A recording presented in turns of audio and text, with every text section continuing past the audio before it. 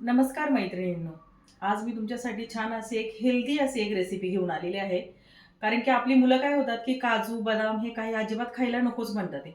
मग कायम प्रश्न पडतो, की त्यांना हे कशा पद्धतीने त्यांना खायला घालावं? तर म्हणून मी म्हटलं, की आता आपण ते एक छान असा दुधातच मिक्स करून त्याची पावडर करून ठेवूयात आणि ते खाऊयात. बरं हे फक्त लहान मुलांसाठी नाही, तर अगदी लहान मुलांपासून ते म्हाताऱ्यांपर्यंत, वयस्कर माणसांपर्यंत सगळेजण खाऊ शकतात. चला, तर मग आता आपण रेसिपीला सुरुवात करूयात. हं. चला, तर मग आता यासाठी आपल्याला काय-काय साहित्य पाहिजे आहे, ते आपण पाहूयात. तर यासाठी आपल्याला पहिल्यांदा लागणार आहे 1 वाटीभर काजू, 1 वाटी बदाम, 1 वाटी अक्रोड, थोडेसे मी हे घेतलेले आहे खारका घेतलेले आहेत, जवस, जवस पण घ्या कारण की कसं होतं, की आपल्याला थोडंसं हाडांसाठी, याच्यासाठी, मजबुतीसाठी जवस खूप गरजेचं आहे खाणं. आपण असं खात नाही, तर त्यामुळे ते खाल्लं जातील. त्याच्यानंतर आपण घेतलेले आहेत पिस्ते, चारोळी, थोडीशी साखर, विलायची पूड, इथे मी केशरही घालणार आहे थोडंसं आणि हे मखाणे घेतलेले आहे थोडेसे. चला, तर मग आता आपण गॅस हे चालू करूयात आणि सगळं आपण हे थोडं-थोडं भाजून घेणार आहोत.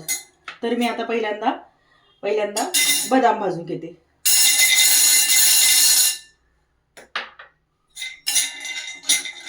हे सगळं आपण थोडं-थोडं भाजून घेणार आहोत.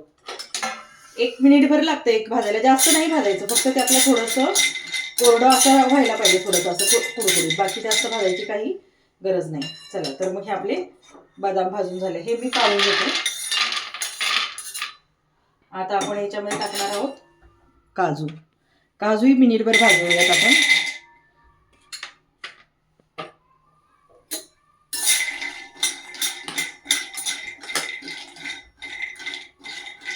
जास्त भाजायची गरज नाही. अगदी थोडी पावडर असेल ना, तर अगदी नाही भाजलं तरी चालते.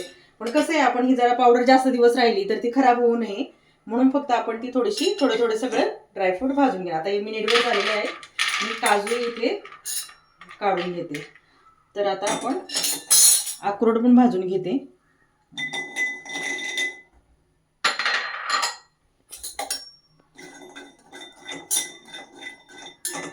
काजू बदाम खाल्लं तरी अक्रोड आपण तसं खाल्लं जात नाही. तर असं याच्यामध्ये टाकलं तर तेही खाल्लं जाईल म्हणण्यापेक्षा पिलं जाईल. हे पण 1 मिनिटभर झालंय आता. हे पण मी इथे काढून घेते. आता आपण भाजणार आहोत पिस्ते.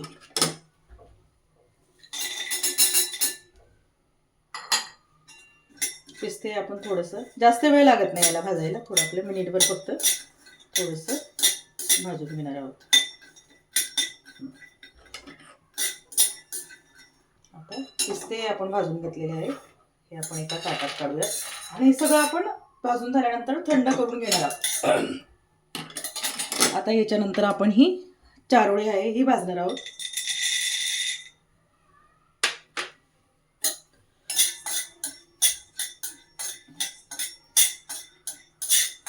ही पण थोडा वेळ, मिनिटभर, सगळ्यांना 1-1 मिनिट लागतो, जास्त काही वेळ लागत नाही, एवढा 1-2 मिनिटं फक्त. तेवढंच. आता ही चारोळीचे थोडेसे तडतडायला लागली तर ही पण आपण काढून घेऊयात. ही मी जरा बाजूला हे करते, बाउलमध्येच काढून घेते. आता याच्यानंतर आपण जवस भाजून घेणार आहोत.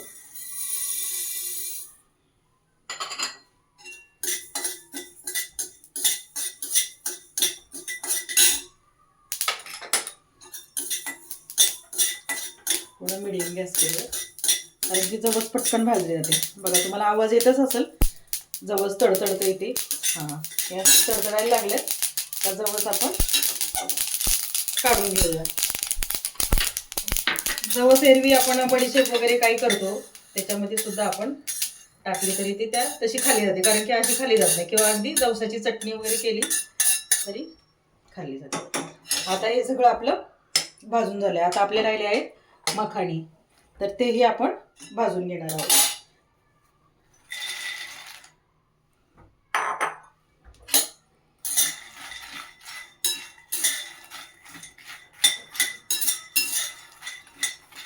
मखाणे पण आपण थोडंसं मिनिटभर भाजून घेणार आहोत.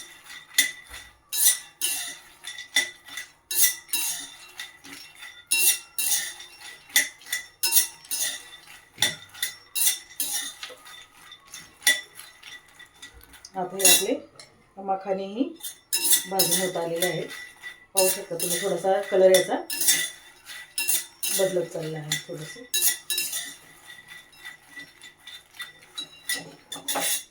हे गॅस कमी करते आणि मखाने ह्या बाउलमध्ये आपण काढून घेऊयात.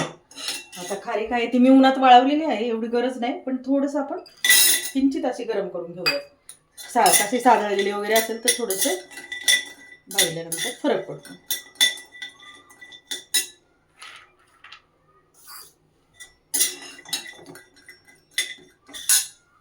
खारीक मी वेगळी काढते कारण की खारीक जरा ना मिक्सरमध्ये बारीक व्हायला थोडासा वेळ लागतो.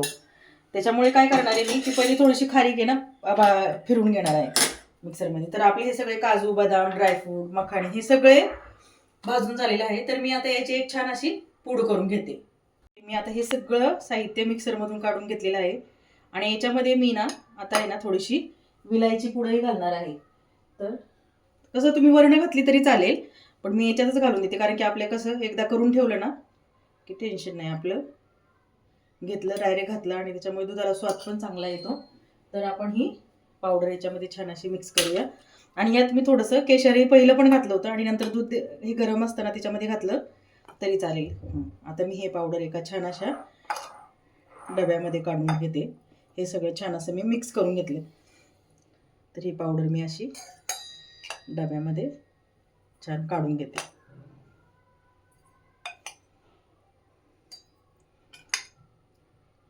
हे असे आपण काढून घेऊयात.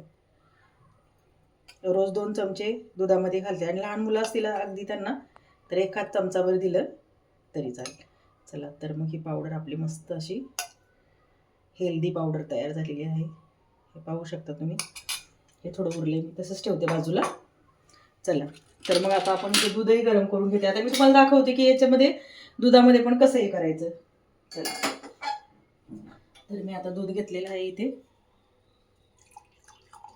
मस्त गरम गरम दूध घ्यायचं. त्याच्यामध्ये कोणाला साखर खायची असेल नाही तर नसेल म्हणजे प्रत्येकाला काही शुगरचा काही प्रॉब्लेम असेल काय असेल तर त्यांनी डायरेक्ट दुधामध्ये ही पावडर टाका. पण आता मी हे माझ्या मुलासाठी बनवते त्याच्यामुळे मी त्याला गोड फार आवडतं. त्याच्यामुळे मग याच्यामध्ये मी साधारण 2 चमचे अशी साखर टाकून घेतलेली आहे. आणि आता ही पावडरही 2 चमचे घालणार आहे. हे पाहू शकता तुम्ही. 2 चमचे पावडर घातली आणि थोडंसं वरून आपण याच्यामध्ये मी केशर आतमध्ये पावडर हे करताना पण घातलेलं आहे, पण आता परत एकदा मी थोडंसं असं केशरही टाकणार आहे. तर आणि हे छान आपण असं हलवून घेऊयात. थोडं थंड होईपर्यंत ते केशरही त्याच्यामध्ये छान असं मिक्स होते. चला तर चला तुम्हाला कसं वाटलं मी केलेलं मसाला दूध म्हणा किंवा हेल्दी ड्रिंक म्हणा की ते कसं वाटलं तुम्हाला ते नक्की मला सांगा आणि नक्की घरी करून पहा. खूप छान आहे, हेल्दी आहे आणि काही कष्ट लागत नाही त्याला. काजू बदाम आणायचे, थोडेसे भाजायचे, मिक्सरमध्ये बारीक करायचे आणि छान असं हेल्दी ड्रिंक करायचं.